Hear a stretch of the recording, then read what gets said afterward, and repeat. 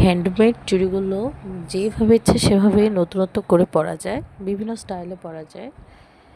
দুই যে চুড়ি একটা যদি সাদা কালারে বানানো হয় সেটা অনেক সুন্দরভাবে বিভিন্ন স্টাইলে পরা যাবে। সাদা কালার দিয়ে সব কালার যায়। এখন আমি এখানে বানিয়েছি সাদা পিঙ্ক, সাদা গোলাপিটা সবসময় অ্যাডজাস্টমেন্টে থাকে, মানে এটা সুন্দর একটা ভাব নিয়ে আসে। সাদা আর গোলাপির কম্বিনেশনটা অনেক সুন্দর হয়, তাই আমি এখানে সাদা আর গোলাপির কম্বিনেশনটা দেখিয়েছি। ভিডিওতে কতটুকু বোঝাতে পেরেছি জানি না, বাট আমার কাছে সাদা কালারটা আর গোলাপি কালারটা অনেক ভালো লেগেছে। আপনাদের কাছে কেমন লেগেছে সবাই কমেন্ট করে জানাবেন, আর আমার চ্যানেলের সাথেই থাকবেন সবসময়। চুড়ি কার না পছন্দ? চুড়ি সব মেয়েরই খুব পছন্দের একটি জিনিস।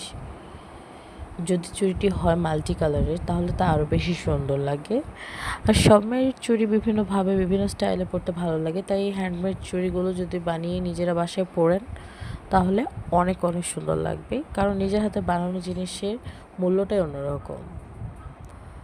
বাজারের চুড়ি তো সবাই কেনে, তাই নিজের হাতে পরে চুড়িগুলো উপভোগ করবেন, সব সময় অনেক ভালো লাগবে।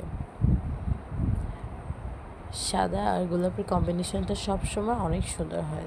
ভিডিওটা যতটুকু পেরেছি ততটুকু বোঝানোর চেষ্টা করেছি। ধন্যবাদ সবাইকে। অবশ্যই পাশে থাকবেন আর টিএম ক্রিয়েশনের সাথে থাকবেন।